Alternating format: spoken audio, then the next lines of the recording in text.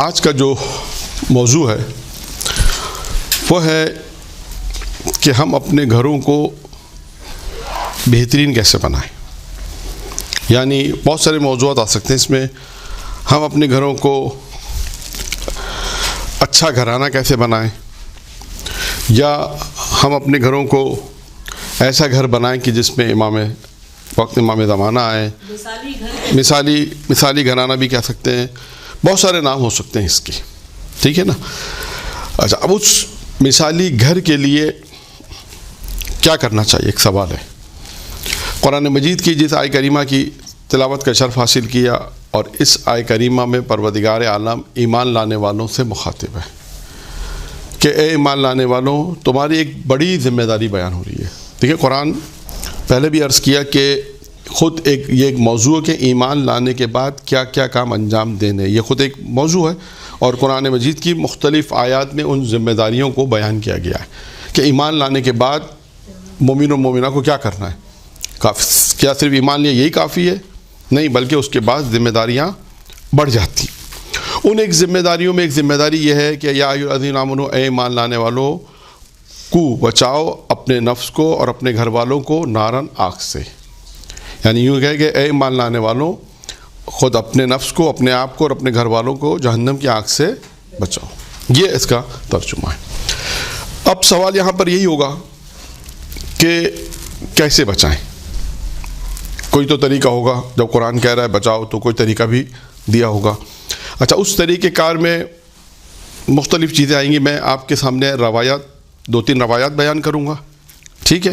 ان روایات کی روشنی میں ہم دیکھیں گے کہ اس روایت میں کیا کہا گیا ہے. پھر اس کے بعد کچھ چیزیں ہم نے انتخاب کی ہے کہ ہر گھر کی ضرورت کیا ہے. یعنی ہم نے ایک موضوع انتخاب یہ بنایا ہے روایت کے بعد. پہلا میں روایت مختلف بیان کر دوں آپ کو کہ ان آیات کی روشنی میں معصومین کی روایتیں کیا کہتی ہیں. پھر اس کے بعد ایک موضوع انتخاب کریں گے، یعنی جو ہم نے انتخاب کیا ہے کہ ہر گھر کی ضرورت کیا ہے، ٹھیک ہے، وہ اس اگلے روایت کے بعد. اچھا، اب روایت کیا کہتی ہیں. یہاں پر ایک روایت ہے امیر المومنین علی بن ابی طالب علیہ الصلوۃ والسلام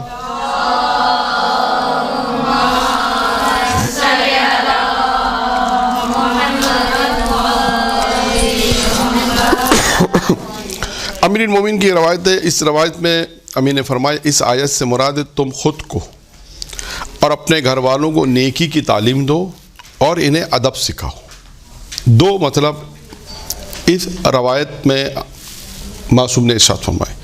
ایک کیا ہے؟ نیکی کی تعلیم دو. دوسرا کیا ہے؟ ادب سکھاؤ. پھر چھٹے امام کی حدیث اسی آیت کی روشنی میں ہے. جب چھٹے امام سے پوچھا گیا، منقول ہے کہ آپ سے اس آیت زیر بحث، جب یہ آیت زیر بحث آئی آپ کی گفتگو میں، تو آپ نے جب کسی سوال پوچھا کس صورت میں انسان اہل و عیال کو جہنم سے بچائے، کس صورت میں بچائے، پھر امام علیہ السلام نے فرمایا جس چیز کا اللہ نے حکم دیا ہے اس چیز کا حکم دو، جس چیز سے روکا ہے اس سے روکو. یعنی جس چیز کا حکم اللہ نے دیا ہے اس سے اپنے گھر والوں کو بچاؤ. یعنی یہاں سے موضوع نکلے گا امر بالمعروف اور نہی عن المنکر. یعنی اللہ نے جن چیزوں کو حکم دیا ہے نیکی کی دعوت، وہ اپنے گھر، ہر شخص پہ ذمہ داری خود بھی نیکی کرے اور اپنے گھر والوں کو بھی نیکی کا حکم دے. ایک. پھر اس کے بعد امام نے فرمایا جس چیز سے روکا گیا ہے اس چیز سے خود بھی اپنے نفس کو روکے اور اپنے گھر والوں کو بھی روکے. پھر اس کے بعد آگے چلتے ہیں، اگر وہ تمہاری اطاعت کرے تو اس نے گویا تم نے انہیں جہنم سے بچانے کی کوشش کی. اگر آپ نے اپنے گھر والوں کو دین سکھا دیا، گھر والوں کو واجبات کی تعلیم دے دی، اور انہوں نے تمہاری یہ بات مان لی کہ ہاں جو میرے ماں باپ کہہ رہے ہیں یہ دین ہے، یہ اسلام ہے، حق کی تعلیم دے رہے ہیں، دین کی تعلیم دے رہے ہیں، اور انہوں نے اس بات کو تسلیم کر لیا اور مان لیا، تو گویا انہوں نے یہ کوشش کی کہ اپنے آپ کو جہنم کی آنکھ سے بچانے کی کوشش کی ہے. اگر وہ اطاعت نہیں کرتے تو گویا وہ اگر اطاعت نہ کریں، وہ آپ کے گھر والے آپ کی بات نہ مانیں، تو آپ نے اپنا فریضہ، معصوم فرماتے ہیں آپ نے اپنا فریضہ انجام دے دیا.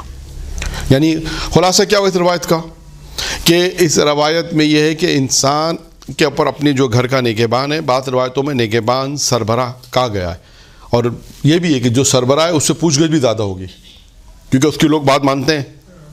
اس کی لوگ بات، میں نے پچھلی گفتگو اگر آپ کو یاد ہو جو فیملی کے حوالے سے آئی تھی.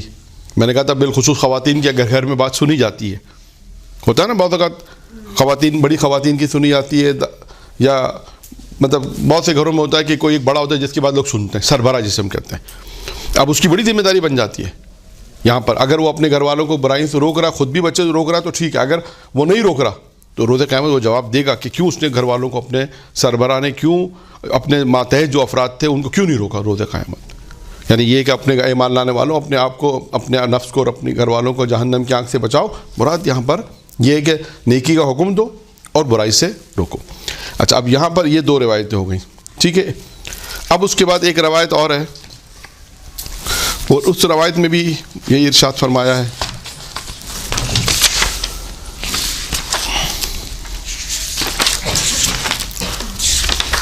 اس روایت میں بھی یہی ہے کہ جب یہ آیت نازل ہوئی, یہ روایت جب یہ اصول کافی میں روایت ہے کہ یہ بھی امام صادق سے روایت ہے کہ جب یہ آیت نازل ہوئی تو مسلمانوں میں سے ایک شخص جو ہے وہ بیٹھ کر رونے لگا. جب یہ آیت نازل ہوئی معصوم فرماتے ہیں ایک شخص بیٹھ کر رونے لگا, اور اس نے کہا کہ میں اپنے نفس کے بارے میں عاجز ہوں, میں تو اپنے نفس کو ہی تنبیہ نہیں کر پاتا, اپنے نفس کو ہی گناہوں سے نہیں روک پاتا ہوں, تو اب عاجز ہوں کہ مجھے اپنے اہل عیال کے بارے میں بھی مکلف بنا دیا. وہ کہہ رہا ہے کہ میں اپنے نفس کو نہیں روک پاتا ہوں, چہرے سے کہ اللہ تعالیٰ نے کہا بھائی تم اپنے گھر والوں کو بھی تم آگ سے بچاؤ. اس نے کہا میں خود اپنے نفس سے عاجز ہوں, اپنے نفس کو یہ حکم نہیں دے پاتا ہوں, چہرے سے کہ میں اپنے گھر والوں کو کیسے بچاؤں. تو رسول اللہ نے اس سے کہا, اب دیکھیے یہ رسول اللہ بیان فرمانے, چھٹے امام کی حدیث ہے, رسول اللہ بیان فرمانے یعنی کہتے ہیں, تو رسول اللہ نے اس سے کہا تمہارے لیے یہی کافی ہے. کیا کافی ہے؟ تمہارے لیے یہی کافی ہے کہ جو تم اپنے نفس کو حکم دیتے ہو یہی حکم تم اپنے اہل و عیال کو دو. یعنی جو نفس کو تم حکم دیتے ہو کہ برے کام سے روکتے ہو, بس یہی حکم تمہیں اپنے اہل و عیال کو بھی یہ حکم دینا ہے. پھر اس کے بعد امام نے فرمایا, پیغمبر نے فرمایا, اور تم اپنے نفس کو جن باتوں سے روکتے ہو اہل و عیال کو ان باتوں سے روکو. یعنی دونوں چیزیں اس میں بھی آ گئیں.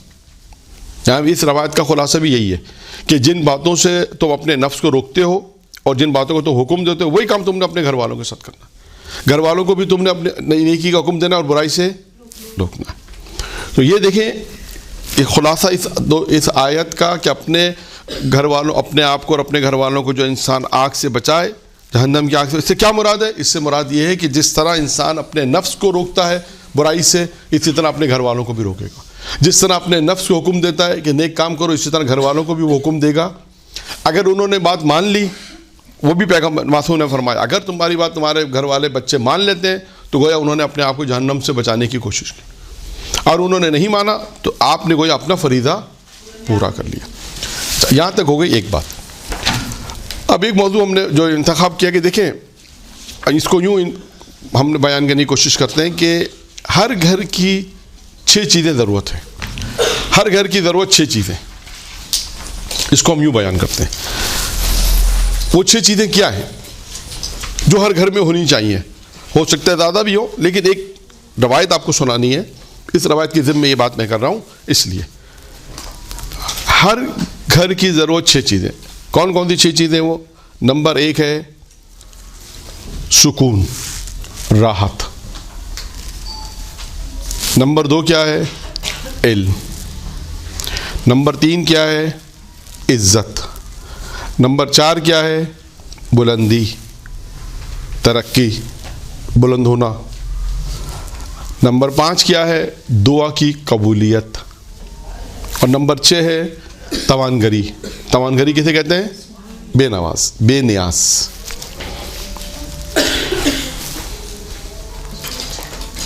کتنی چیزیں ہو گئیں؟ 6 چیزیں.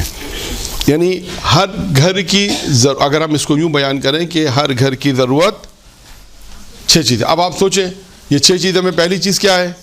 سکون و راحت. میں آپ سے سوال پوچھوں کہ آیا کوئی ایسا گھر ہے جس میں کوئی یہ کہا کہ آغا صاحب سکون نہیں چاہیے؟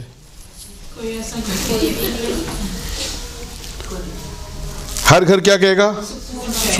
کوئی گھر یہ کہے گا کہ ہمارے پاس ہمیں علم نہیں چاہیے. کوئی گھر یہ کہے گا کہ ہمیں باعزت نہیں ہونا. کوئی گھر یہ کہے گا کہ ہمیں بلندی نہیں چاہیے. کوئی گھر یہ کہے گا کہ ہمیں دعا کی قبولیت ہماری نہیں ہو, ہماری ہر آدمی کا دعا کی. کیا کوئی گھر یہ کہے گا کہ ہم بے نیاز نہ رہیں؟ ہر آدمی کہے گا میں بے نیاز رہوں. اچھا اب سوال, یہ 6 چیزیں ملیں گی کہاں؟ یہ چیزیں کہاں ملے گی؟ سوال ہے. اللہ نے, اب آئیے, اللہ نے ان 6 چیزوں کو ایک دوسرے مقام پہ رکھا ہے, یعنی 6 چیزوں کو 6 مقام پہ رکھا ہے.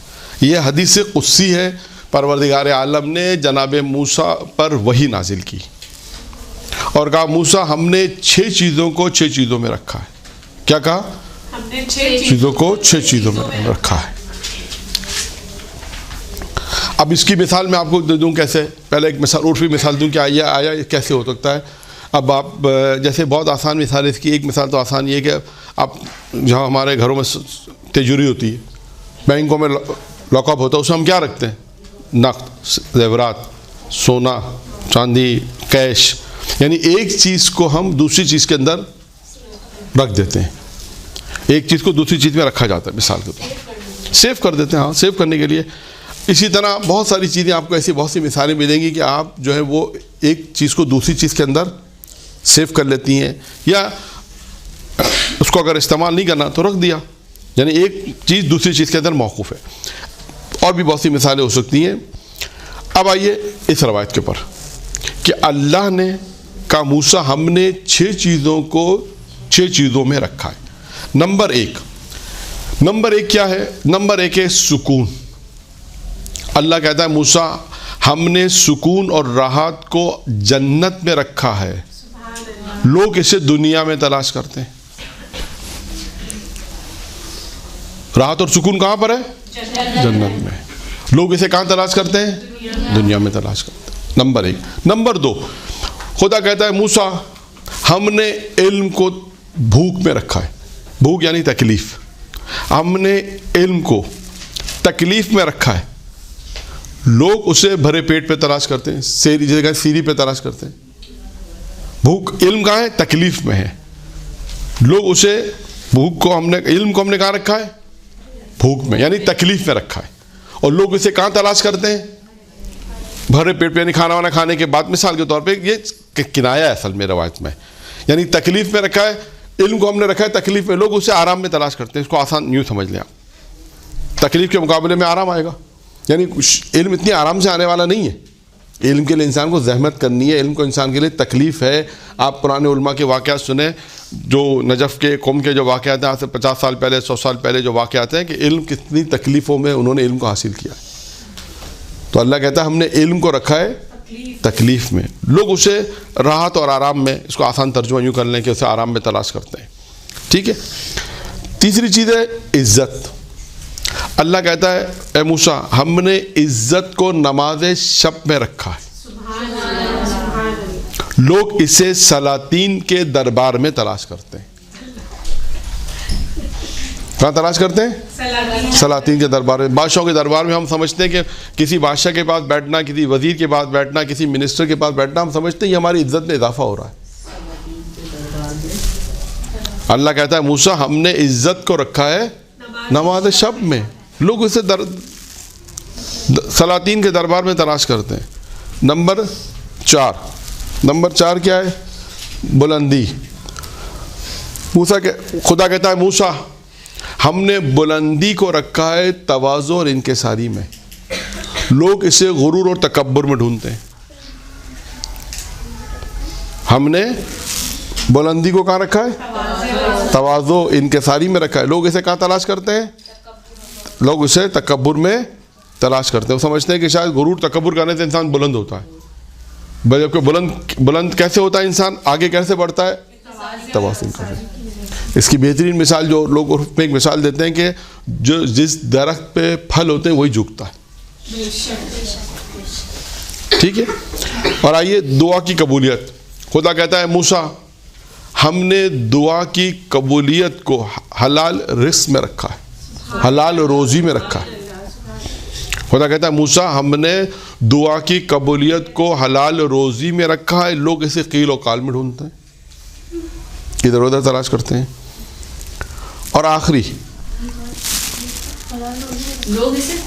قیل و قال یعنی ادھر ادھر تلاش کرتے ہیں. حلال روزی میں رکھا. ہم نے دعا کی قبولیت کو حلال روزی میں رکھا ہے. لوگ اسے کیلو کال لکھا ہے انہوں نے, مطلب ادھر ادھر تلاش کرتے ہیں غالباً. اس کے بعد آخری خدا کہتا ہے موسیٰ ہم نے توانگری یعنی بے نیاز ہونا, غنی ہونا, مالدار ہونا, ہم نے توانگری کو قناعت میں رکھا ہے. لوگ اسے کثرت مال میں تلاش کرتے ہیں. اب آپ نے دیکھا یعنی اللہ نے 6 چیزوں کو 6 مقام پہ رکھا ہے.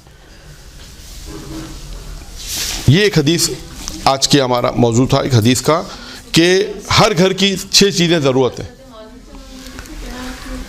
ہر گھر کی یہ 6 چیزیں ضرورت ہے. ٹھیک ہے, یہاں پہ یہ روایت ختم ہو گئی, یعنی حدیث قدسی ہے. اب آپ نے اس حدیث قدسی کو پڑھنا ہے, دیکھنا ہے, اس پہ عمل کرنا ہے کہ یہ حدیث قدسی خداوند متعال نے جناب موسیٰ سے فرمایا ہم نے 6 چیزوں کو 6 چیزوں میں رکھا. اب یہ 6 چیزیں دیکھیں ہر گھر کی میں نے کہا ضرورت ہے.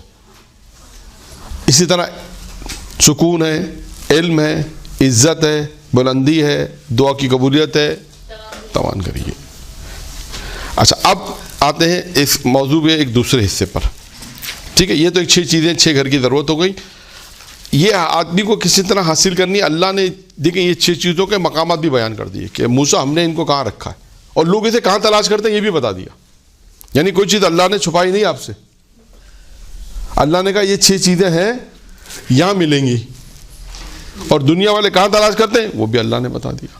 اب اس کا مطلب ہے کہ اگر ہمیں جو 6 چیزوں کی ضرورت ہے تو ہمیں یہ 6 چیزیں وہاں تلاش کرنی ہے جہاں اللہ نے رکھی. ہم وہاں تلاش نہیں کریں کہ جہاں دنیا والے تلاش کرتے ہیں, وہاں تلاش نہیں کریں. اب دیکھیے کیونکہ ہمارا موضوع ہے اپنے گھر کو بہترین بنائیں. یہاں سے جب انسان دیکھیں ایک خاندان تشکیل دیا جاتا ہے, جیسے ایک گھر ہے نا, اس گھر میں ہم اپنے گھرانے کو مثالی گھرانہ جیسا آپ کا یہ تمام چیزیں ضرورت ہے اس گھر کی. جو 6 چیزیں میں نے بیان کی, خاص اس کو موضوع اس لیے دیا کہ یہ اور بھی بہت ساری چیزیں ہو سکتی ہیں. کوئی مولانا بہت ساری چیزیں ہو سکتی ہیں, بالکل ہو سکتی ہیں. یہ تو ہم نے ایک روایت دیکھی, یہ روایت میں جو خصوصیت چیزیں ایسا لگتا ہے کہ ہر گھر میں ہونا ضروری ہے, تو اس کو اس عنوان سے بیان کیا کہ ہر گھر میں جو فیملی ممبر ہیں وہ کسی نہ کسی طرح ان چیزوں کے لیے کوشش کریں گے. تو ہر گھر میں جہاں علم ہوگا, جہاں سکون ہوگا, راحت ہوگا, بلندی ہوگی, دعا کی قبولیت ہوگی, انکساری تواضع ہوگا, جہاں پر یہ تمام چیزیں ہوں گی, توانگری ہوگی, وہ گھر اچھا گھر ہوگا. ٹھیک ہے, اب آتے ہیں کہ اس گھر کے دیکھیں 2 فرد بہت مین ہیں, ایک میاں, دوسرا کون ہے بیوی. اس گھر کو آباد رکھنے میں, گھر کو آگے بہترین طریقے سے چلانے میں ان دونوں کا کردار بہت اہم ہوتا ہے, تو ہی گھر اچھا چلتا. آج کل کے جو ہمارے معاشرے میں جو مسائل ہیں اس کا حل یہی ہے. یہ روایات معصوم علیہ السلام نے بتا دیا, اپنے گھر والوں کو آگ سے کیسے بچانا ہے یہ بتا دیا, طریقہ معصوم بتا دیا. اس میں بہت ساری چیزیں ہیں. امر معروف سب سے سر فہرست جو ہے وہ امر معروف ہے, یعنی برائی سے خود بھی بچیں, گھر والوں کو بچائیں. نیکی کا کام خود بھی کریں, گھر والوں کو بھی بچائیں. پھر اس کے بعد تعلیم و تربیت, خود بھی تعلیم و تربیت حاصل کریں, بچوں کو بھی تعلیم و تربیت دلائیں. پھر اس کے بعد قناعت, بعض لوگوں نے 4-5 چیزیں لکھی ہیں. قناعت, خود بھی قناعت پذیر ہو جائیں, بچوں کو بھی قناعت پذیر کی تربیت کریں. بہت ساری چیزیں اس میں آئیں گی, لیکن میں نے 4-5 چیزیں آپ کے سامنے صرف بیان کی ہیں. اب دیکھیں شوہر کی کیا ذمہ داری بنتی ہے, بیوی کی کیا ذمہ داری بنتی ہے. 2 سوال یہ ہو گئے, یعنی بیوی کے کیا حقوق ہیں, شوہر کے کیا حقوق ہیں. پھر اس کے بعد ایک سوال اور ہے, ایک کام اور بھی ہے کہ اگر شوہر اپنی بیوی کے ساتھ گھر کے کاموں میں اگر مدد کرے تو اس کا کیا ثواب ہے. اب تک تو یہ سوچتے ہیں کہ بھائی جو ہے وہ ان کے گھر کے کام باہر کے کام بھی کرنے, لیکن اگر وہ گھر کے کاموں میں بھی اگر ہاتھ بٹا دے تو کتنا ثواب ملتا ہے.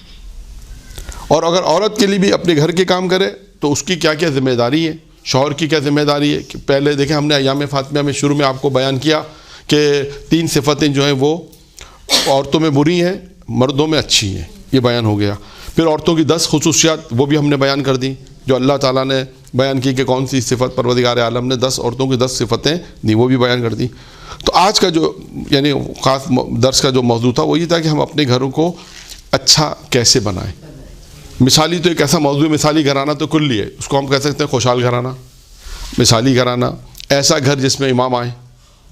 آج ہم اپنے گھر میں, آپ سوچیں ایک لمحے کے لیے, سکون سے جا کے سوچیں کہ کیا ہم امام کی دعا تو کرتے ہیں مولا آ جائیں, تو کیا یہ گھر اس قابل ہے کہ اگر آج امام ہوتے تو کہتے ہیں ہاں بھائی میں تمہارے گھر آ رہا ہوں.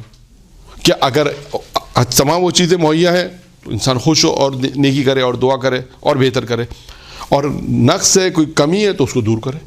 یہ بہترین چیز ہے. یہ انسان کو جج ہونا چاہیے کہ آج کون سے ایسے مسائل ہیں کہ جو اس گھر میں ہونے چاہیے جو نہیں ہو رہے. اور وہ دیکھیں آزمائش ہمیشہ یاد رکھیں, جو میں نے ہمیشہ درسوں میں ایک بات, کچھ باتیں ایسی ہوتی ہیں جو جب اس قسم کے موضوع آتے ہیں تو وہ بات 100% تکرار ہوتی ہے, چاہے وہ ایک سال والا مطلب پچھلے سال ہو, اس سال ہو, یا اس سے پہلے والے سال ہو. یا ہو سکتا ہے 2 ہفتے پہلے ایک بات کہی ہو سکتا ہے دوبارہ بھی آدمی کہتے ہیں 3 ہفتے پہلے بات کہی ہو. تو یہ تمام چیزیں جو ہیں, یہ تمام کی تمام چیزیں کہ اپنے گھر کو کیسے بہتر بنایا جائے, اس میں کون کون سے لوگ اہم کردار ادا کرتے ہیں, یہ مہم ہے. جب تک آج ہم اپنے معاشرے میں ہر آدمی اپنی ذمہ داری کو نہیں سمجھے گا, مسئلہ حل نہیں ہوگا. اس سے یہ پتہ ہونا چاہیے میری ذمہ داری کتنی ہے, اور میں اس گھر کے اندر اگر بہو بن کر آئی ہوں تو میرا کیا کام ہے, مجھے کتنی ذمہ داری ہے, شوہر کی ذمہ داری ہے, پیرنٹس کی ذمہ داری ہے, کیا کام مجھے کرنا ہے مثال کے طور پہ. اور اس کے شوہر ہے تو اسے بھی پتہ ہو کہ بھائی کیا ذمہ داری میری ہے, بیوی ہے اس کے حقوق کیا ہیں, اس کے نان و نفقے کے جو اخراجات ہیں, اس کے خواہشات کیا ہیں, اس کو بھی وہ. تو ساس ہے تو اسے یہ پتہ ہونا چاہیے کہ یہ میری بہو ہے تو اس کا کتنا خیال رکھنا چاہیے, اور کیا مجھے کتنے رائٹس ہیں کہ میں اس کو کیا کام کہہ سکتی ہوں. یا ہو سکتا ہے بہت سے کام, ہو سکتا ہے کہ بہت سی چیزیں ایسی جو اس کا رائٹ نہیں بنتا, ہو سکتا ہے تو وہ ضروری نہیں کہ اس کو وہ کام کہے, لیکن محبت, اخلاق اور یہ ساری چیزیں مل جل کے انسان ایک اچھا گھرانہ بن سکتا ہے. یہ اسی وقت ہوگا جب ایک دوسرے کی عزت ہوگی. ایک اصول یاد رکھیں, تمام اصول میں ایک اصول سب سے بہترین ہے. آخر میں اسی درس میں یا ہمارا اسی موضوع کو ختم کرنے کے لیے 5 اصول بیان کروں گا, زندگی گزارنے کے 5 اصول میں بیان, ابھی 7 بیان, اس میں 5 تھے, ایک اور اضافہ کر لیں آپ 6. 5 کیا ہے اس میں, 5 اصول ہیں, اس میں 6 اضافہ کر لیں, 6 اصول. پہلا اصول رکھیں, ایک دوسرے کی عزت کرنا سیکھیں. سب سے اہم ترین چیز ہے, شوہر بیوی کی عزت کرے, بیوی شوہر کی عزت کرے, اور اس کے بعد پھر بیوی ماں باپ کی عزت کرے, بیٹا بھی اپنے ماں باپ کی عزت کرے, ماں باپ بھی اپنے بچوں کی عزت کرے. یعنی گھر کے ممبر جتنے فرد ہیں وہ ایک دوسرے کی عزت کرنا سیکھیں. دیکھیں حضرت علی نے کہا نا ادب سکھاؤ. ابھی میں نے روایت پڑھی امیر المومنین کا, 2 چیزیں دین. حضرت علی نے کہا کہ اگر اپنے آپ کو گھر والوں سے آگ سے بچانے سے کیا مراد ہے, ان کو دین کی تعلیم دو اور ادب سکھاؤ. یہ ادب اسی میں آتا ہے. تہذیب یہی ہے کہ ایک دوسرے کا احترام کریں, ایک دوسرے کی عزت کریں, ایک دوسرے کے دکھ درد میں شریک ہوں, ایک دوسرے کے ساتھ مل جل کر کام کریں. ابھی وہ روایت میرے ذہن میں آ رہی ہے, لیکن اس کا ایک جملہ بیان کرتا ہوں کہ دنیا اور آخرت, یعنی وہ کون ایمان کامل ہونے کے, ایمان کے کامل ہونے کے لیے بہت ساری روایتیں ہیں. اس ایک روایت میں یہ ہے کہ ایسی بیوی ہو کہ جو انسان کے دنیاوی اور اخروی کاموں میں اس کے ساتھ مدد کرے. انسان کا ایمان جب کامل ہوگا, اس میں 4 چیزیں بیان کی, اس میں 4 میں سے ایک یہ ہے کہ ایسی بیوی ہو کہ جو اس کے دنیاوی کام میں بھی اس کی مدد کرے اور آخروی کام میں بھی اس کی شوہر کی مدد کرے. تو انسان دیکھیں کتنی ساری چیزیں ملیں گی, ایک دوسرے کے ساتھ ہیلپ کرنے سے, ایک دوسرے کے ساتھ محبت رکھنے سے, ایک دوسرے کے ساتھ عزت کرنے سے, ایک دوسرے کے ساتھ احترام سے بات کرنے. یہ سب چیزیں جب تک ہوں گی جب آپ دیکھیے گا گھرانہ آگے اچھا بنے گا. 5 اصول میں سے ایک اصول میں نے بیان کر دیا, ایک دوسرے کی عزت کرو. نمبر 1. نمبر 2, دوسروں کے معاملات میں دخل اندازی نہ کرو. اب یہ ایک ایسا جملہ ہے کہ جو شاید توضیح طلب جملہ ہے. دوسروں کے معاملات میں دخل اندازی. اب ممکن ہے کہ آپ کے مولانا اس سے کیا مراد, اب مراد یہاں پہ میں کوئی ایک خاص مثال نہیں دے سکتا, آپ کو یہ خود فیصلہ کرنا پڑے گا کہ آیا میرا مورد ہے بولنے کا نہیں بولنے کا, یہ آپ کو خود سوچنا ہے. اب میں کوئی بھی ایک مثال دوں گا تو ممکن ہے کہ آپ کے سامنے بہت ساری مثالیں جائیں گی. بہت ساری ایسی چیزیں ہیں کہ کہاں، یہاں مثال دیتے ہیں، کہاں بیوی کو گھر میں بولنا ہے، کہاں نہیں بولنا، کہاں ساس کو بولنا ہے یا کہاں نہیں بولنا. یہ اس کا خود مورد، یہ خود اسے معلوم ہونا چاہیے کیا یہ مورد میرے بولنے کا ہے، میں اس کے معاملات میں دخل اندازی کروں یا نہیں کروں. یا ماں باپ ہے، کوئی بچے ضروری ماں باپ کے ساتھ دخل اندازی کریں. اب یہ ایک جملہ کلی جملہ جسے ہم کہتے ہیں. اب آپ کو یہ موارد خود سوچنے وقت کے ساتھ ساتھ. کیا بہت سے ایسی باتیں آپ نے کہا چلو ان دو میاں بیوی کا جھگڑا خود نمٹا لیں گے، چھوڑو، ضرورت نہیں بولنے کی. یہاں پر ممکن ہے ایک مورد یہ بھی آ جائے، لیکن ہو سکتا ہے کہ خدا نہ خاصہ کوئی اتنا بڑا جھگڑا ہو جائے تو آپ نے کہا نہیں اب بولنا ضروری ہو جائے، وہ ایک الگ مسئلہ ہے. تو بہت سارے ایسے موارد ہیں کہ آپ دیکھیے گا اس میں کہ دوسروں کے معاملے میں ٹانگ اڑانے سے، جس کو ہم کہتے ہیں دوسروں کے معاملے میں دخل اندازی کرنے سے معاملے بڑے خراب ہوتے ہیں. انسان خود یہ دیکھے کہ دوسروں کے معاملے میں بولنا ہے، کتنا بولنا ہے، کب بولنا ہے، یہ سب اہم ترین چیزیں ہیں. بعض اوقات میں ایک مثال آپ کو دوں، میاں بیوی کا جھگڑا کس بات سے ہوتا ہے آپ کو معلوم ہے؟ چھوٹی بات نہیں، وہ اپنی باتیں چھوڑیں، دوسروں کی باتوں پہ زیادہ جھگڑا ہوتا ہے.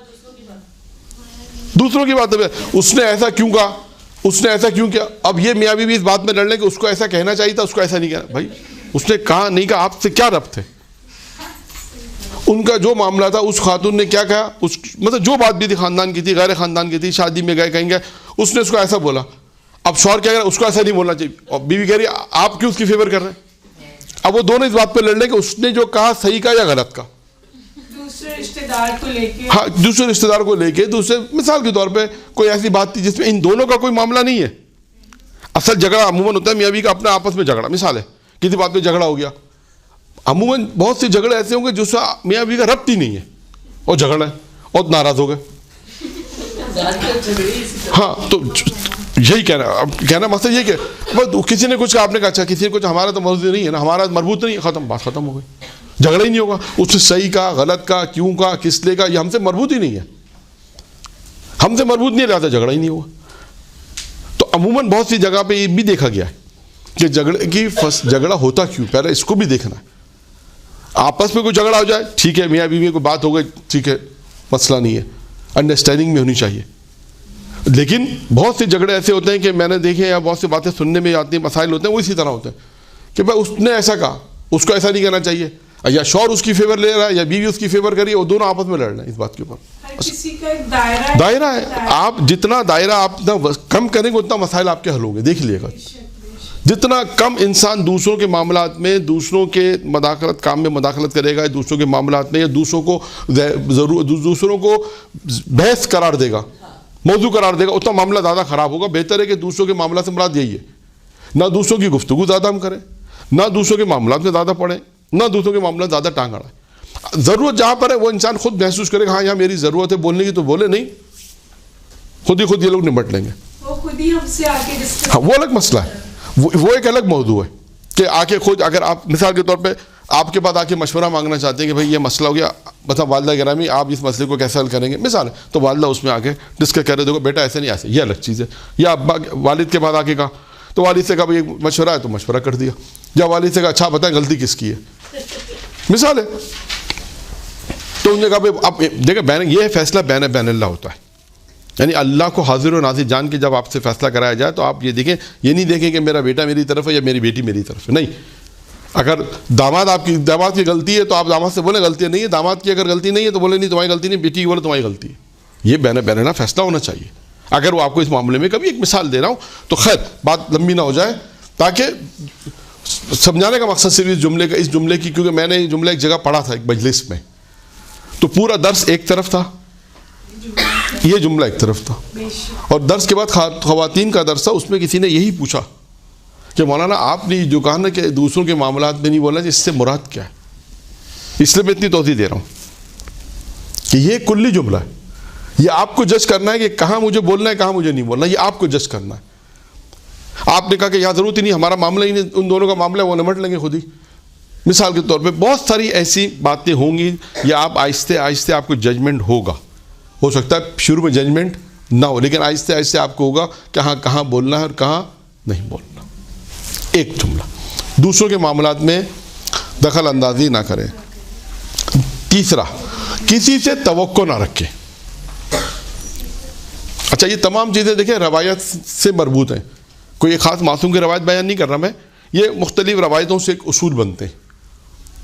آپ دیکھیں کسی سے انسان توقع نہ رکھے سوائے توقع اللہ اور آل محمد سے. بس وہی اللہ آپ کی پروردگار ہے اور آل محمد ہے جن سے آپ کی توقع کہ ہماری حاجت یہ پوری کریں گے. اب یہ بھی ایک جملہ ایسا ہے کہ مولانا اس سے کیا توضیح ہے؟ یہ بھی تھوڑا سا بتائیں. ہاں اب اس میں بتانے تو مراد دیکھیں توقع سے کیا مراد ہے کہ ہمارے یہاں بہت سے جھگڑے یا غلط فہمیاں کو توقع کی وجہ سے ہوتی ہے. وہ توقع کیا ہے؟ ایک مثال میں آپ کو دوں, چلو سمجھانے کے لیے مثال دیتا ہوں. ایک فیملی کے ممبر ہیں, چار پانچ بھائی ہیں, بہنیں, سب مل جل کے رہتے ہیں. ایک بھائی پیسے والا بہت ہے, اس کے بعد 4 گاڑیاں ہیں 5 گاڑیاں ہیں, مثلاً پیسے والا ہے. اور ایک بھائی ہے اس کی ایک گاڑی بھی نہیں ہے. اب یہ بھائی اس سے توقع کیا کرتا ہے؟ توقع رکھتا ہے کہ اس کو چاہیے کہ مجھے پیسے, اس کو چاہیے اس کے 5 گاڑی ہے, گاڑی تو مجھے دینی چاہیے نا اس کو. یہ توقعات ہے. اس کو چاہیے میری مدد کرے. وہ کیوں کرے مدد؟ ٹھیک ہے وہ کر رہا ہے, ٹھیک ہے اچھی بات ہے, لیکن ہم کیوں توقع رکھیں اس سے؟ سوال یہ ہے. اس لیے کہ وہ بھائی ہے ہمارا. نہیں تو وہ صحیح ہے بھائی ہمارا, لیکن اگر اچھا توقع نہیں ہوگا تو نتیجہ اس کا نقصان ہے. نتیجے میں نہیں اس کا رکھنے کا, آپ نے کہا بھائی اچھی بات ہے توقع ہو, پھر ہوگا کیا؟ آپ نے آہستہ آہستہ کیا ہوگا؟ نہیں کیا اس نے, پھر یہ میاں بیوی کیا کہیں گے؟ بیوی کہے گی کیسا بھائی تمہارا, کیسا بھائی آپ کی مدد نہیں کر رہا. آپ پھر شے ملے گی ایک دوسرے کو, پھر اس بھائی کے خلاف غلط فہمیاں پیدا ہوں گی. یہ مسئلہ, اس کا نتیجہ یہ آئے گا ہے وہ نیگیٹو, ہر چیز اس کی نیگیٹو دیکھی جائے گی. آپ اللہ پہ توکل کریں, اللہ خرص. یہ ہے توقع. ایک مثال میں نے آپ کو دی جو آپ کہہ رہے چاہیے, اور بھی بہت ساری مثالیں آ سکتی ہیں. اس میں انسان دوست ہے, بہت جگری دوست ہے. یا ایک اور مثال میں آپ کو دوں, آپ باہر جاتے ہیں امریکہ, اس کی مثالیں بہت آسان ہیں جو تجربات میں بھی رہی ہیں. آپ افریقہ گئے, امریکہ گئے, فرض کریں وہاں آپ کے جان پہچان والے بہت ہیں, فرض کر لیں.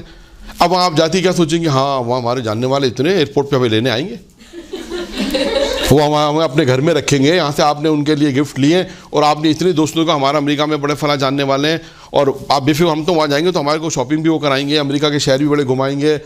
آپ نے اپنے طور سے خوب توقعات بنا کے رکھی. جب آپ امریکہ پہنچے آپ نے ان سے کہا, انہوں نے کہا بھائی میرے پاس اتنا ٹائم نہیں, میں ایئرپورٹ لینے نہیں آ سکتا, آپ ایئرپورٹ ٹیکسی کر کے آپ آ جائیے. اور ہوٹل بھی میں نے نہیں کرایا, آپ کا گھر نہیں ہے, میرے پاس گھر چھوٹا ہے, آپ ہوٹل میں جا کے سیدھا اسٹے کریں. فرض کریں اگر ایسا کہا تو آپ سوچیں کہ آپ کی جتنی توقعات تھی اس کا نتیجہ کیا ہوگا. سارے راستے ہوٹل تک آپ نے اس کو ایسی تیسی کر دینی تھی. ہاں اتنے آپ نے کہا کہ ہم تو ان کو یہ سوچ کر آئے تھے, ہم تو یہ سوچ کر آئے تھے, ہم نے تو یہ کرنا تھا, ہم تو ان کے لیے گفٹ بھی لے کر آئے, اب تو ان کو گفٹ بھی نہیں دیں گے, وہ کسی اور کو دے دیں گے. یہ سب چیزیں ہوں گی, پھر یہ سب چیزیں ہوں گی. یہ توقعات کا نتیجہ ہے, یہ سب توقعات کا نتیجہ. یہ تجربے کی میں آپ کو بات بتا رہا ہوں ساری, جب ہم بعض لوگوں سے سنتے ہیں جب باہر جاتے ہیں, اور جو لوگ وہاں پہ پھر ظاہر سی بات ہے وہاں کی لوگوں کی زندگی دوسری ہے. ہم کیوں توقع کریں گے وہ ہم کو ایئرپورٹ, اگر دیکھیں کوئی آپ کو گاڑی بھیج دے اس کا بہت احسان مانے, کوئی آپ کو بلا لے اس کا احسان ہے. آپ اپنے کام سے گئے, اپنے گھومنے پھرنے گئے تو آپ اپنا خرچہ لے کے جائیں.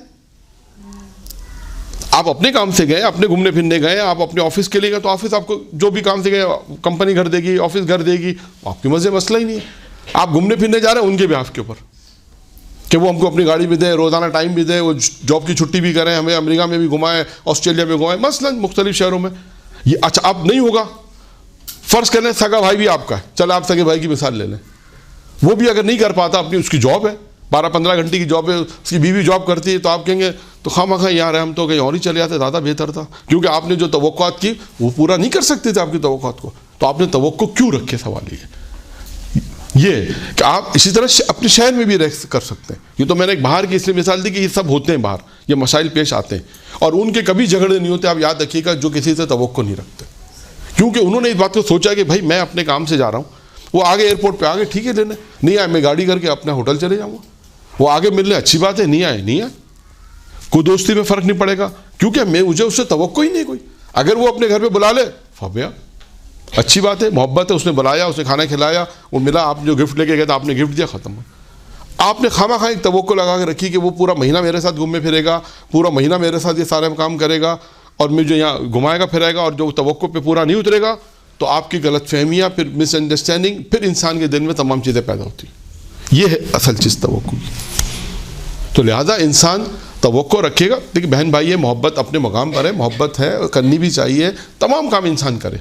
لیکن کچھ چیزیں ایسی زندگی میں ہوتی ہیں کہ جو ہم نے روایتوں میں بھی پڑھا ہے, دیکھا ہے, اور پریکٹیکلی زندگی میں بھی دیکھا ہے. آپ نے بھی دیکھا ہوگا کہ تمام کے تمام چیزیں جو پریکٹیکلی زندگی میں ہوتی ہیں اس کا نتائج پھر اچھے نہیں ہوتے. سگے بھائی بہنیں بات نہیں کر رہے, سگے بھائی بہنیں کتنے ایسے میں نے کس سے دیکھے ہیں, آج بھی ایسے لوگ ہیں اسی شہر میں, گھروں میں ہے. ہاں, تو وہ کیوں؟ مس انڈرسٹینڈنگ کی وجہ سے, لا علمی کی وجہ سے, چھوٹی چھوٹی باتوں کی وجہ سے, چھوٹی چھوٹی باتوں کی وجہ سے. تو لہٰذا یہ جو اصول میں آپ کے سامنے بیان کر رہا ہوں کہ توقع کسی طرح رکھیں آپ کے اللہ, آل محمد والسلام, ختم. آپ اپنا کام کریں, کہیں بھی دنیا میں جائیں, کہیں بھی آپ پاکستان میں رہیں, دنیا میں رہیں, کہیں بھی رہیں, آپ توقع کسی سے نہیں. تو آپ کا رزلٹ دیکھیے گا کتنا اچھا ہوگا. کسی کے خلاف کوئی مس انڈرسٹینڈنگ نہیں ہوگی, بدگمانیاں نہیں آئیں گی. بدگمانیاں اسی لیے آتی ہیں. یا ایک اور اس میں ایک اور اضافہ کریں, 6 ہوگا 7, بدگمانی نہ کریں, بدگمانی نہ کریں. دیکھیں دو چیزوں کا اضافہ ہو گیا, 7 ہو گئے. بدگمانی کسی کے لیے بدگمان نہ ہو. دیکھیں بدگمانی کا اب ایک سوال ہوتا ہے کہ انسان کوئی پوچھتا مولانا صاحب بدگمانی کا علاج کیا ہے؟ بدگمانی کا علاج یہ کہ بدگمانی نہ کریں, یہ اس کا علاج ہے بس. سر بدگمانی یہی ہے ایکسپیکٹیشن. ہاں, اس میں وہی ہے کہ آپ کے خیال میں جو خیالات آئیں گے, یا مثال کے طور پہ بدگمانی کیسے ہوتی ہے؟ آپ کی بات کسی نے لیک کر دی, اچھا آپ کو پتہ نہیں ہے لیک کس نے کی, فرض کر رہے ہیں آپ کو پتہ ہے کہ یہ اس گھر سے نکلی, کسی خاتون کو دیکھا, ہاں یہ یہاں سے نکلی ہے, اس کا مطلب ہے انہوں نے ساری بات بتائی ہوگی. کون سا محلہ ہے؟ ہاں, اس کا کیا مطلب ہے؟ آپ نے اس کے لیے بدگمانی رکھی, آپ نے اس کے لیے باتیں بھی کر دیں, آپ نے کہا کہ انہوں نے میرا سارا کام خراب کیا, بدگمانی کی ساری باتیں آپ نے اس کی پھیلا دی. بعد میں اس سے پوچھا, اس نے کہا مجھے تو کچھ پتہ ہی نہیں ہے. اس کی وجہ یہی ہے کہ ہم سوچتے غلط ہیں, ہم بدگمانیاں زیادہ رکھتے ہیں. اس کی وجہ یہی ہے, ہم جو ہے سوچتے نہیں ہے, سمجھتے نہیں ہے کہ یہ بات اس نے کہی بھی ہے یا نہیں کہی. ہم فوراً الزام لگا دیتے ہیں, اچھا ہماری بات یہاں سے پھیلی ہے اور یہ فلاں خاتون یا فلاں شخص اس گھر سے نکلا, 100% اس نے بتائی ہوگی. بس تو یہ بدگمانی کا نقصان ہے. معاشرے میں یہ تمام اصول جو ہیں یہ پیرنٹس کے ساتھ بھی ہیں. گھر کو اگر اچھے گھر کو آپ کو گھر اچھا بنانا ہے, جیسے ہم نے کہا, تو اس میں یہ تمام چیزیں ہو جائیں. دو چیزیں وہ ہو گئیں, دو چیزیں اضافی ہو گئیں 5 کے علاوہ, ایک بدگمانی ہو گئی اور ایک عزت. اور اس کے بعد پھر کہاں تک پہنچے تھے؟ چوتھی چیز کیا تھی؟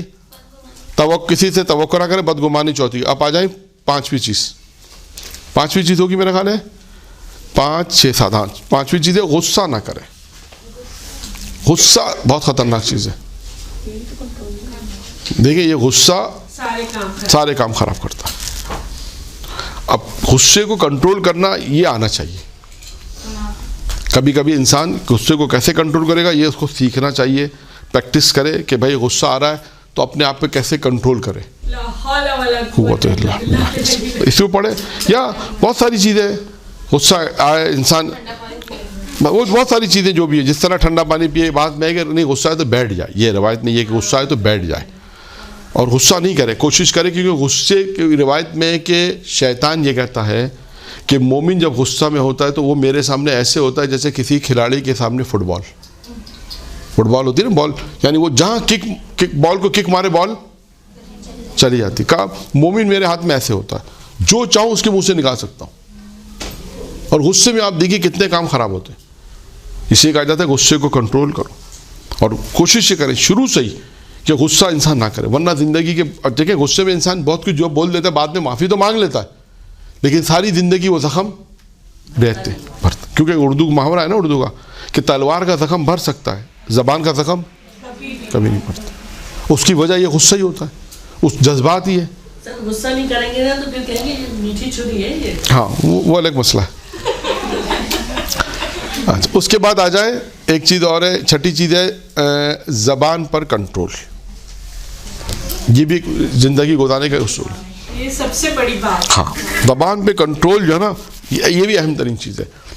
میں نے روایت پڑھی تھی بہت پہلے, شاید 2-3 سال پہلے پڑھی تھی روایت, شروع میں جب میرے خیال 3 سال ہو گئے اس بات کو غالباً شاید, کہ امیر المومنین کی ایک روایت ہے, آپ دیکھیے گا وہاں ہے کہ کتنی چیزیں انسان کو کمال تک پہنچاتی ہیں.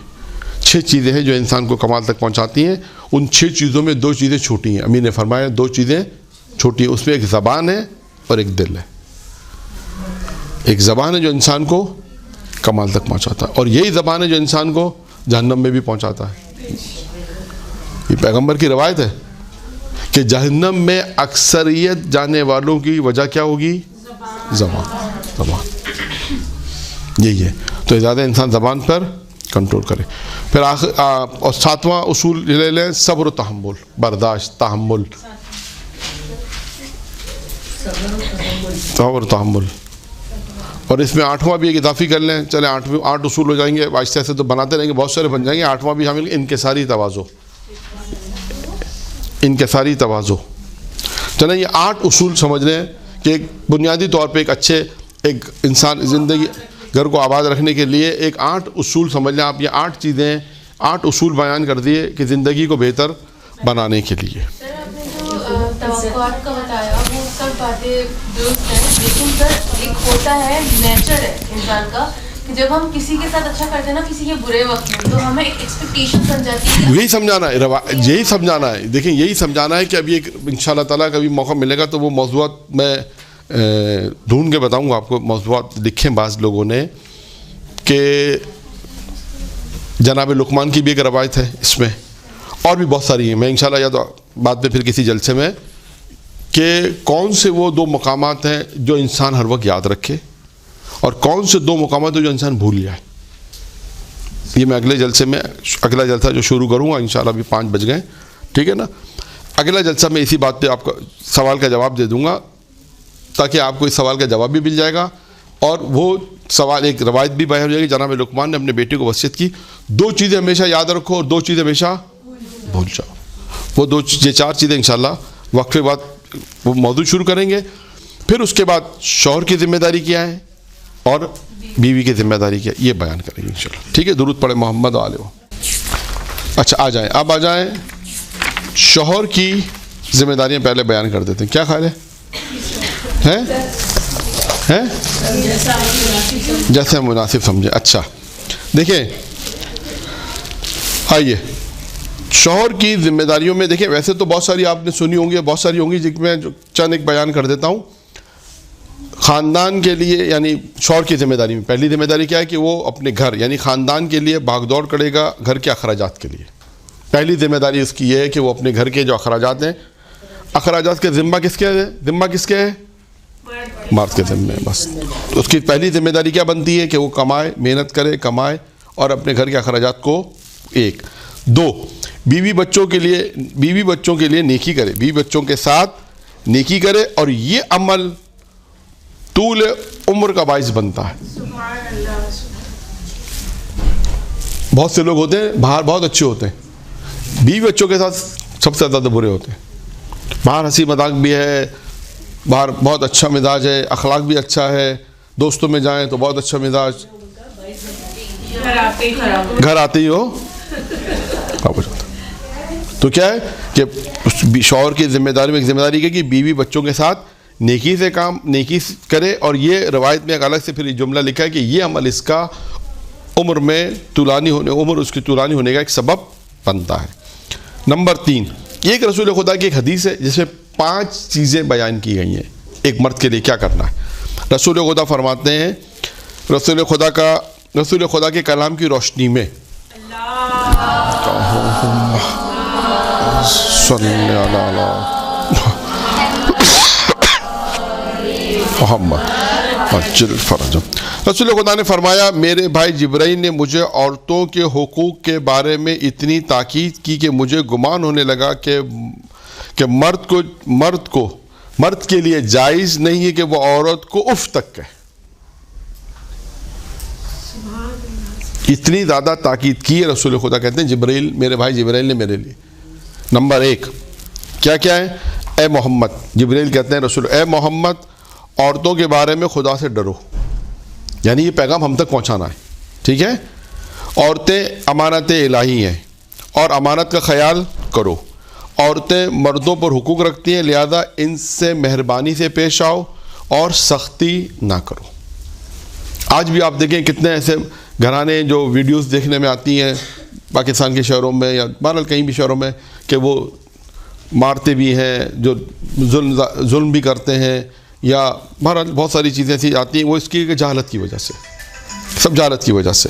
اب آپ اس روایت کو دیکھیں جس میں پیغمبر اسلام کہتے ہیں میرے بھائی جبرائیل نے مجھے یہ بات بیان کی ہے کہ عورتوں کے بارے میں خدا سے ڈرتے رہو, عورتیں امانت الہی ہیں, امانت کا خیال کرو, اور عورتوں مردوں پر حقوق رکھتی ہیں, لہذا ان سے مہربانی سے پیش آؤ اور سختی نہ کرو. روایت میں نے اس سے دوبارہ پڑھی کہ یہ پھر مردوں کی ذمہ داری میں ایک کیا ذمہ داری ہے جو قرآن کی آیت میں نے پیش کی, ایک ذمہ داری وہی ہے کہ مردوں کی ذمہ داری کہ اپنے آپ کو اور اپنے گھر والوں کو جہنم کی آگ سے بچاؤ.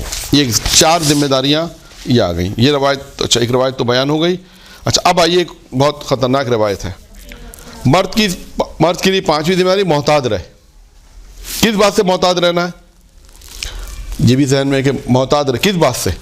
یہ بھی اس میں ایک روایت کوٹ کی ہے جس کتاب سے میں پڑھ رہا ہوں, اس کتاب میں انہوں نے چند چیزیں بیان کی ہیں اور اس کے بعد پھر انہوں نے کہا محتاط رہا. اب آپ سوال کریں گے مولانا محتاط رہے, مرد کس بات میں محتاط رہے؟ سنیے روایت. جو شخص اپنی بیوی کی اطاعت کرتا ہو خداوند متعال اسے منہ کے بل دوزخ میں ڈالے گا. کیوں؟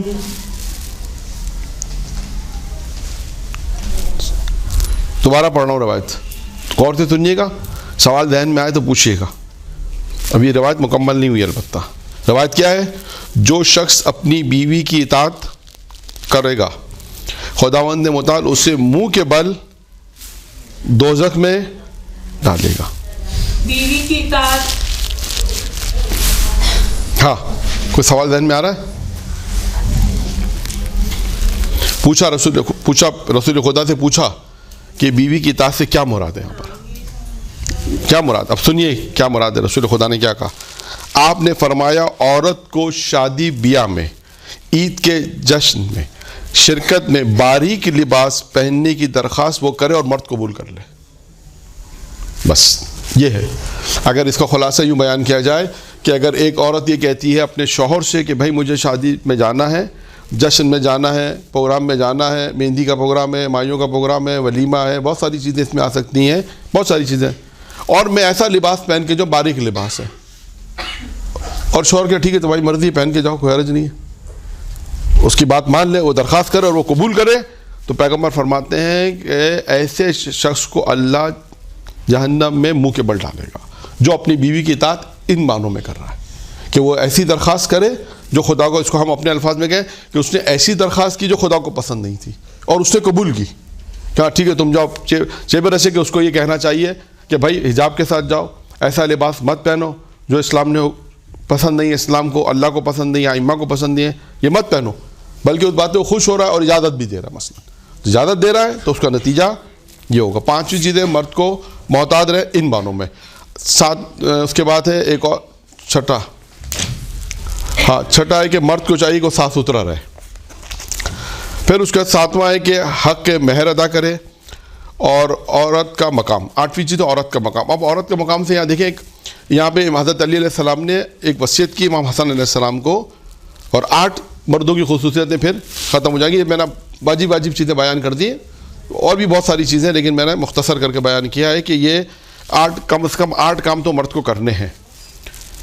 8واں ہے عورت کا مقام. حضرت علی فرماتے ہیں, حضرت علیہ السلام نے ایک روایت میں امام حسن صاحب کو وصیت کی. امام حسن سے کہا کہ تیرے اہل خانہ تیرے نزدیک برے انسان نہ ہو, وقت نہ ہو, برے انسان نہ ہو تیرے نزدیک, یعنی تیرے اہل خانہ تیرے نزدیک برے انسان نہ ہو. یعنی سمجھا, یعنی ایسا نہ ہو کہ تیرے جو اہل خانہ ہیں وہ تیرے نزدیک اچھے ہونے چاہیے, برے نہیں ہو تیری نگاہ میں, ان کی عزت مقام ہونا چاہیے. خدا نخواستہ اگر ایک بیوی ایسی ہے کہ شوہر کہے کہ بھائی کیا مصیبت ہو گئی, یعنی وہ بات ہی نہیں مانتی, مثال کے طور پہ وہ بات نہیں مان رہی, کسی طرح اطاعت نہیں کرتی, تو وہ شوہر کی نگاہ میں پھر بری ہو جائے گی. امام حسن کہتے ہیں ایسا نہیں ہونا چاہیے. یعنی عورت کا ایک مقام ہے, امیر فرماتے ہیں عورت کا ایک مقام ہے, یعنی تیری بیوی, تمہاری بیوی, تمہارے اہل خانہ تمہارے نزدیک اچھے ہونے چاہیے, برے نہیں ہونے چاہیے. یعنی یوں مطلب ہے انسان اس طرح. امام حضرت علیہ السلام نے ایک وصیت میں ارشاد فرمایا. ٹھیک ہے, بات کمپلیٹ ہو گئی, یہاں پہ واضح ہے بات. کوئی سوال؟ اب آ جاتے ہیں کس کو، آپ کس کے حقوق بیان کرنے ہیں؟ بیوی کے حقوق. عورتوں کے وظائف. عورتوں کے وظائف میں پہلا کیا کہ عورتوں کا جہاد. کیا جہاد ہے عورتوں کا؟ ہاں. حضرت علی نے فرمایا عورت کا جہاد یہ کہ وہ شوہر کی اچھی خدمت کرے. 1. 2. نیک عورتوں کے لیے جنت کے دروازے کھلتے ہیں. امام جعفر صادق علیہ السلام کی روایت.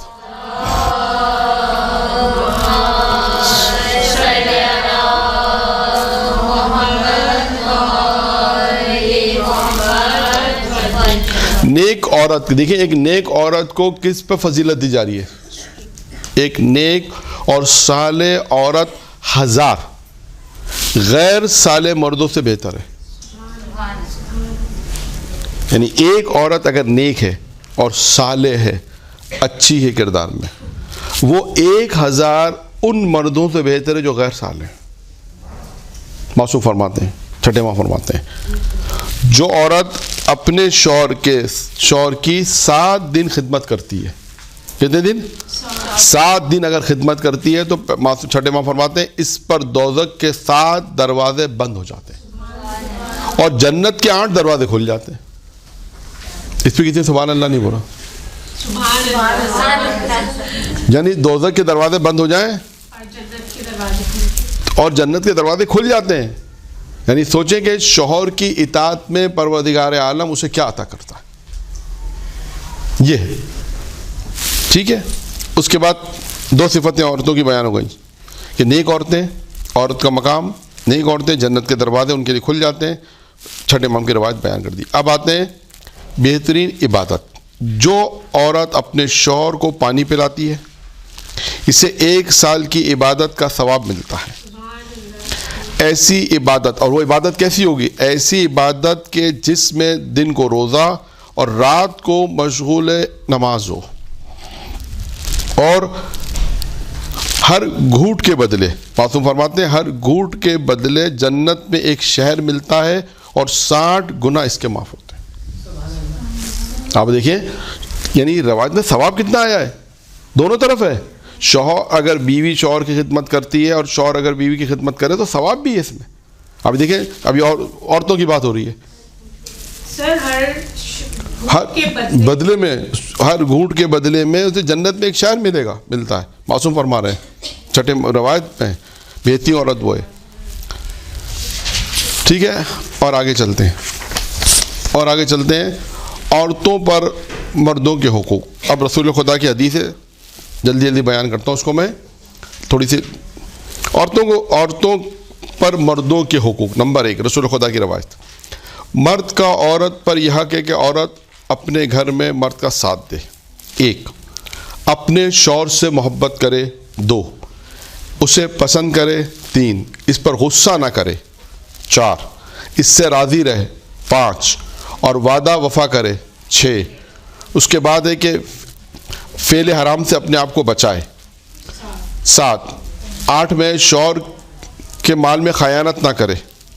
8 9 شوہر جب غائب ہو تو ناموس کی حفاظت کرے. 10 کیا ہے اپنے شوہر کے لیے زینت کرے. ایسی عورت قیامت کے دن ایک خوبصورت نوجوان نورانی لڑکی کی شکل میں محشور ہوگی. یہ تمام شرائط پیغمبر فرماتے ہیں کہ وہ جو اور جس میں تمام یہ صفات ہوں گی وہ کیا کرے گی؟ ایک ایسی عورت قیامت کے دن ایک خوبصورت نوجوان نورانی لڑکی کی شکل میں محشور ہوگی اور اس کا شوہر بھی صالح ہوا. شوہر بھی اگر صالح ہوا ہو قیامت کے دن اس کا شوہر ہوگا. اگر اس کا شوہر بھی اگر صالح ہوگا دنیا میں تو قیامت کے دن بھی اس کا شوہر، وہی شوہر جو صالح ہوگا دنیا میں وہ اس کو قیامت میں اس کا شوہر ہوگا. اچھا یہاں تک بات ہو گئی کس کی؟ خواتین کی ذمہ داری تک. میں نے جلدی ساری چیزیں بیان کر دی ہیں، ٹائم کم ہے، ایک موضوع کو اور شروع کرنا ہے. ٹھیک ہے. اب آتے ہیں ایک حصہ کیا بیان کیا؟ ابھی ہم نے ایک حصہ بیان کیا مرد کی ذمہ داری. دوسرا حصہ کیا بیان کیا؟ اور اب تیسرا حصہ کیا ہے؟ اعلان کیا تھا تیسرا حصہ میں نے؟ ہاں کیا تھا، اعلان کیا تھا کہ اگر شوہر گھر کے کاموں میں بیوی کی مدد کرے تو اسے کیا ثواب ملتا ہے. ہاں اب آئیے وہ 1 سال کی نمازوں کا اور روزوں کا ثواب ہے. ایک اگر شوہر اگر اپنے گھر میں اگر بیوی کے کاموں میں ہیلپ کرے مدد کرے تو اسے کیا ہے 1 سال کی نمازوں اور روزوں کا ثواب. ایک اجر انبیاء ہے. اور یہ بھی رسول خدا کی روایت ہے کہ جو مرد جو ہے وہ اگر مدد کرتا ہے کاموں میں خداوند عالم اسے ایسے صابر افراد کا اجر دیتا ہے جو جناب داؤد، یعقوب اور عیسیٰ کے ساتھ ہوں گے. اب آپ سوچیں اگر کوئی مرد اگر اپنی بیوی کے ساتھ گھر میں کاموں میں ہیلپ کرے مدد کرے تو اسے کتنا اجر و ثواب ملتا ہے. پیغمبر کی روایت بیان کی. پھر اس کے بعد ہے 1000 شہیدوں کا ثواب. 1000 شہیدوں کا ثواب. اے علی جو شخص اپنے گھر میں بیوی بچوں کی مدد کرے خداوند عالم اس کے لیے ہر شب و روز 1000 شہید کا اجر عطا فرماتا ہے اور ہر قدم جو اس نے اٹھایا ہے اس پر ایک حج اور ایک عمرے کا اسے ثواب عطا کرتا ہے. اب آپ سوچیں کہ اگر مرد حضرات بھی اگر مدد کرے تو اللہ انہیں کتنا اجر و ثواب دے رہا ہے. اور آپ سوچیں کہ جو خواتین گھر میں کام کرتی ہیں انہیں کتنا اجر و ثواب ملتا ہے. اب یہ آ گیا جو ان کا بھی اجر و ثواب بیان ہوا ہے. جو شوہر کی خدمت کرتی ہیں جنت کے دروازے جہنم کے دروازے بند ہوتے ہیں اور جنت کے دروازے کھل جاتے ہیں. ہاں ایک زیادہ ہی کھلتا اللہ تعالیٰ ہے. اور جنت کے ہی 8 دروازے نہیں جنت کے تو ہیں اتنے جنت کے 8 دروازے ہیں اور جہنم کے 7. تو آپ دیکھ لیجئے کہ عورت بیوی شوہر کی خدمت کرے تو اسے کتنا ثواب اللہ اس دنیا میں دے رہا ہے اور مرنے کے بعد دے گا. اور اگر شوہر اس کی اگر ہیلپ کرتا ہے گھر کے کاموں میں تو اللہ اسے کتنا اجر و ثواب دے رہا ہے. تو آپ دیکھیے یہ خوشحال گھرانہ ایسے ہی بنے گا. جو میں نے ایک بات شروع میں عرض کی ایک بات پہلے عرض کی تھی بہت سب سے پہلے کہ وہ بہت اہم ہے. ایک دوسرے کی عزت کرنا سب سے بڑی چیز ہے. سب سے بڑی چیز یہی ہے. اب آئیے اس روایت کو میں اس موضوع کو مکمل کر دوں. تیسری چیز ہو گئی 1000 شہیدوں کا ثواب. چوتھی چیز ہے جنت میں شہر ملیں گے. پانچویں چیز ہے کہ خدا انہیں اجر دیتا ہے. جو مرد اگر اپنی گھر میں کام کرتے ہیں خدا خود انہیں اجر دیتا ہے. چھٹا ہے کہ گناہوں کا کفارہ ہے. یہ اگر کوئی کام کرے تو یہ گناہوں کا کفارہ بھی. اے علی جو شخص اپنی بیوی کی خدمت کرتا ہے گھر کے کاموں میں خدمت کرتا ہے مدد کرتا ہے تو اسے پروردگار عالم اس کے گناہوں کا کفارہ یہ اس کا گناہوں کا کفارہ ہوتا ہے اور آخرت میں اس کے درجات بلند ہوتے ہیں.